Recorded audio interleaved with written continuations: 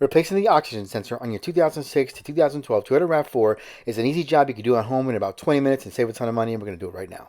If you've already diagnosed this or if you've already been told that this is what you need, you likely have some check engine lights on your dash, and there's a multitude of different codes that could set this off.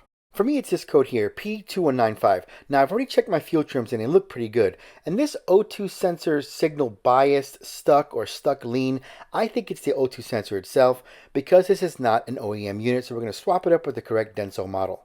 Now this is the 4-cylinder, so it's really easy right up top there. Bank 1 refers to which side. On the 4-cylinder, you only have one bank, so pay no mind to 1 versus 2.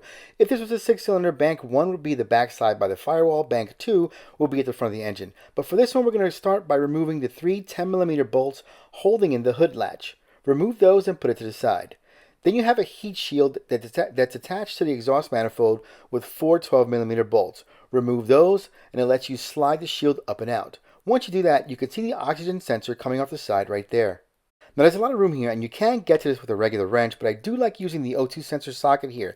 It just makes sure that it gets a good bite, plus I like the offset. I'll put a link to one of these below, it's cheap on Amazon. But once you get in there, get your ratchet on it and break it free. And once you do crack it free, you should be able to spin it off by hand. I should add, make sure your car's cold when you do this part.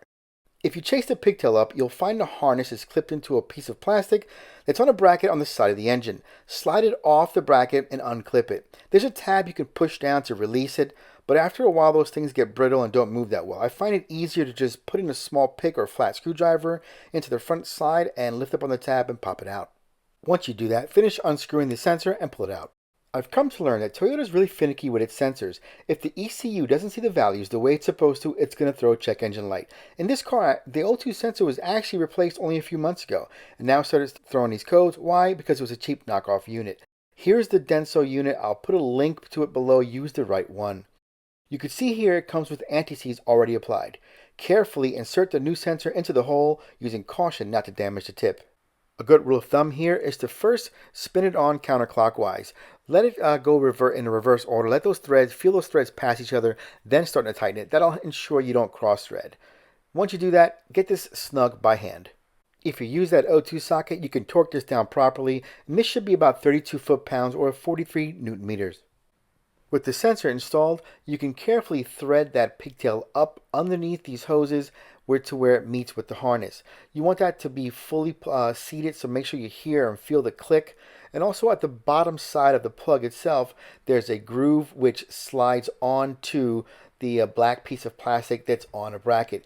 If you can get your hand back in there and slide it back on, it'll help secure that plug and keep it from bouncing around. Next, come back in with the heat shield, putting that in place and reapplying those 4 12mm bolts. After that, remount the hood latch, securing it with the 3 10mm bolts. At this point, if you have a scan tool, you can go in there and clear your codes. Otherwise, if you replace this and if that check engine light was only for this, you should see that light turn off very soon. I like making these videos to show how easy it is to do some of these things on your own, and of course to save a ton of money while doing it. I'll put links to the items and the tools that I've used below, and if you use my links, I will earn a whole 17 cents.